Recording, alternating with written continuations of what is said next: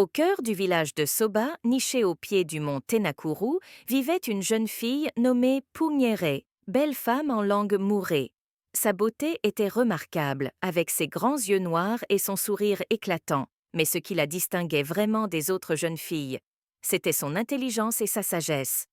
Elle était capable de résoudre les problèmes les plus complexes et de donner des conseils avisés à tous ceux qui la sollicitaient.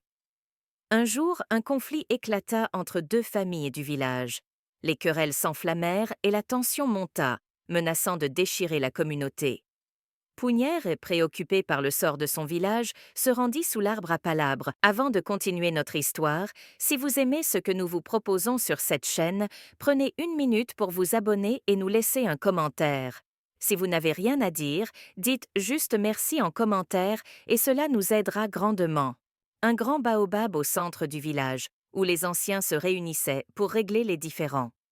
Assis sous l'arbre sacré, Punière réfléchit longuement à la situation. Elle se remémora les contes et les légendes que sa grand-mère lui avait racontés, remplis de sagesse ancestrale et de leçons de vie. Inspirée par ces récits, elle prit la parole et s'adressa à la foule rassemblée. D'une voix douce mais ferme, Punière rappela aux villageois les valeurs fondamentales qui avaient toujours uni leur communauté, le respect mutuel, l'entraide et le dialogue. Elle souligna l'importance de la compréhension et de la compassion et les exhorta à trouver une solution pacifique au conflit. Les villageois, touchés par les paroles de Punière, furent apaisés. Ils comprirent que leur querelle n'était que vaine et inutile, et qu'il était temps de se réconcilier. Grâce à la sagesse et au courage de Punière, la paix revint à Soba. Cependant, la réputation de Punière s'étendit bien au-delà des frontières du village. Des voyageurs venus de contrées lointaines arrivaient à Soba, attirés par les récits de sa sagesse et de son intelligence. Ils venaient lui poser des questions sur les problèmes les plus divers, de la santé à l'amour en passant par la politique. Punière écoutait attentivement chacun d'entre eux, analysant leur situation avec perspicacité et leur offrant des conseils avisés. Elle ne se contentait pas de leur donner des réponses toutes faites, mais les encourageait à réfléchir par eux-mêmes, à trouver leurs propres solutions et à prendre des décisions éclairées. Sa réputation grandissante attira l'attention du roi d'un royaume voisin. Troublé par des problèmes internes et des conflits avec ses voisins, le roi décida de faire appel à la sagesse de Punière. Il envoya une délégation de ses conseillers à Soba, chargée de la conduire au palais royal. Punière accepta de se rendre au palais, consciente de l'importance de sa mission. Elle savait que le sort de tout un royaume reposait peut-être sur ses épaules. Le voyage fut long et périlleux, mais Punière ne se découragea pas. Elle profita de ce temps pour observer le monde qui l'entourait, apprendre de nouvelles cultures et rencontrer des gens de tous horizons. Lorsqu'elle arriva enfin au palais royal, Punière fut impressionnée par sa grandeur et sa magnificence. Mais elle ne se laissa pas intimider par le luxe et le faste qui l'entourait. Elle resta humble et concentrée sur sa mission. Le roi, las des problèmes qui rongeaient son royaume, avait quand même élaboré un casse-tête chinois pour tester la sagesse de Punière. Il lui présenta une boîte en bois finement sculptée, fermée par un verrou complexe. À l'intérieur se trouvait un message secret. Le roi défia Punière d'ouvrir la boîte et de déchiffrer le message. Il lui précisa que seul un esprit brillant et avisé serait capable de relever ce défi. Punière observa attentivement la boîte, remarquant les détails minutieux de la sculpture et la complexité du verrou. Elle ne se laissa pas décourager par la difficulté de la tâche et demanda au roi de lui laisser quelque temps pour réfléchir. Pendant les jours qui suivirent, Punière, à huis clos, examina la boîte sous tous les angles, à la recherche d'indices. Elle se rappela de la sagesse et de la connaissance des traditions des peuples qu'elle avait découvertes pendant son long voyage vers le palais. Finalement, le jour de la révélation arriva. Punière se présenta devant le roi, tenant la boîte dans ses mains.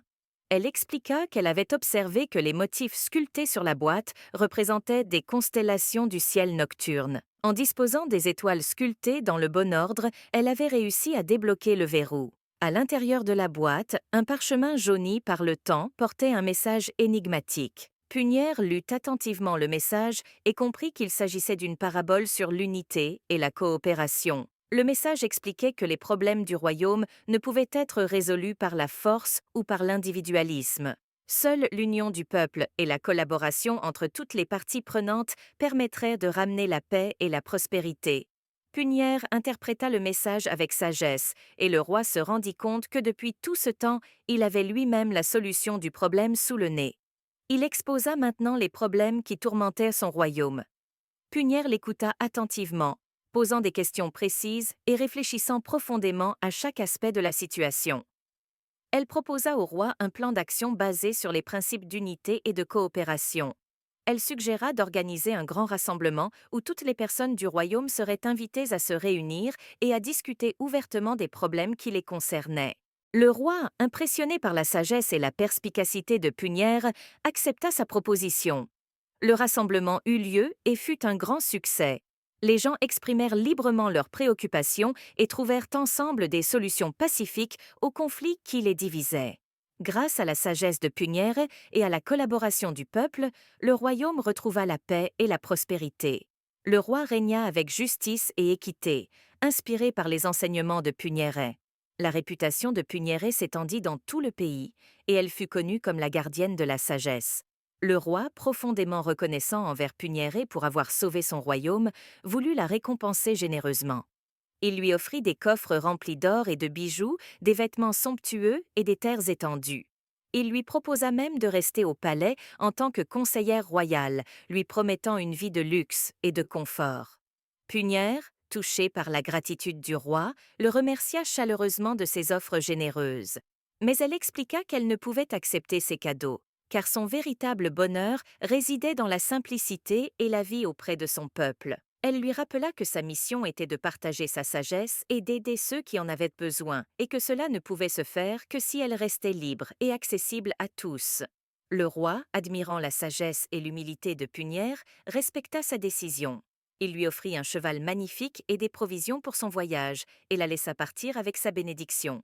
Punière reprit la route, son cœur rempli de joie et de satisfaction. Elle avait accompli sa mission et apporté la paix à un royaume en détresse. Mais elle savait que son voyage ne faisait que commencer. Il y avait encore tant de gens dans le monde qui avaient besoin de sa sagesse et de son aide. Punière chevaucha pendant des jours et des semaines, traversant des paysages variés et rencontrant des personnes de tous horizons. Elle partageait sa sagesse avec ceux qu'elle rencontrait, les aidant à résoudre leurs problèmes et à trouver le bonheur dans leur vie. Sa réputation grandit encore dans les contrées et elle devint connue sous le nom de Punière et la Sage, une voyageuse bienveillante qui apportait la lumière et l'espoir partout où elle passait.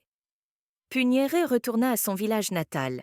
Elle fut accueillie avec joie et admiration par les villageois qui étaient fiers de sa réussite. Elle continua à vivre à Soba, partageant sa sagesse avec tous ceux qui la sollicitaient. Elle devint une légende vivante, son nom synonyme de sagesse et de justice. Les années passèrent, Punière vieillit, mais son esprit resta vif et aiguisé.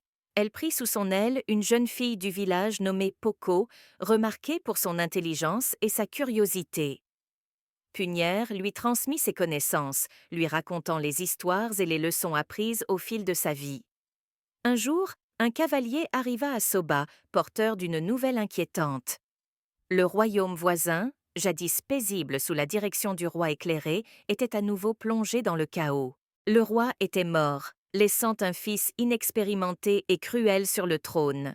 La violence et la tyrannie régnaient, et les gens aspiraient à un retour à la paix.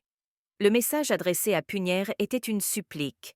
Le peuple se souvenait de sa sagesse et la implorait de revenir pour les guider à nouveau. La nouvelle pesa lourdement sur Punière. Elle était âgée désormais, le voyage long et éprouvant.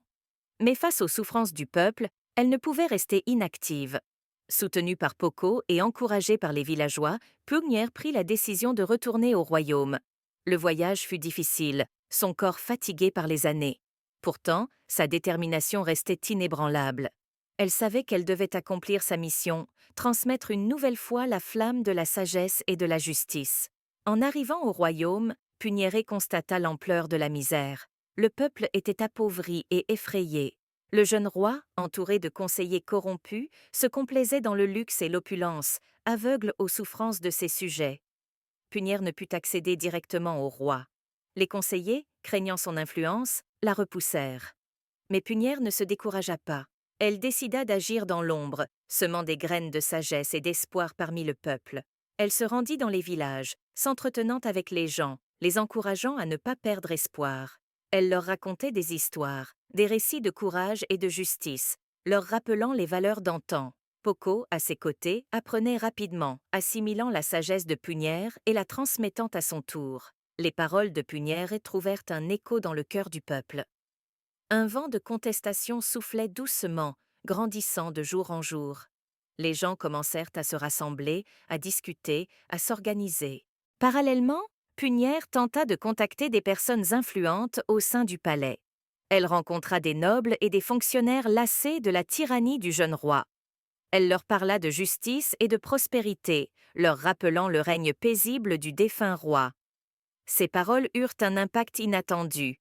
Un groupe de nobles, convaincus par la sagesse de Punière, décida d'agir. Ils préparèrent un plan pour renverser le roi et ramener la paix au royaume. Le jour de l'action arriva. Le peuple, galvanisé par les discours de Punière et de Poco, se rassembla devant le palais. Les nobles menèrent une attaque surprise, renversant la garde royale. Le jeune roi, désemparé et abandonné, fut capturé. Le royaume retrouva la paix. Un conseil de sages, incluant Punière et des nobles éclairés, fut formé pour gouverner jusqu'à ce que le jeune prince, héritier légitime du trône, atteigne l'âge de régner. Punière resta un certain temps au royaume, aidant à reconstruire le pays et à rétablir la justice. Mais son cœur appartenait à Soba. Elle confia la tâche d'éduquer le jeune prince à Poco, devenue une femme sage et courageuse. Puis, avec une immense satisfaction et une certaine nostalgie, Punière retourna à son village natal. Punière vécut encore de nombreuses années à Soba, entourée de l'amour et du respect des villageois. Elle continua à partager sa sagesse, inspirant de nouvelles générations. Son histoire devint une légende encore plus grande, un symbole de l'esprit vif, de la compassion et de la force tranquille qui peuvent changer le destin d'un royaume.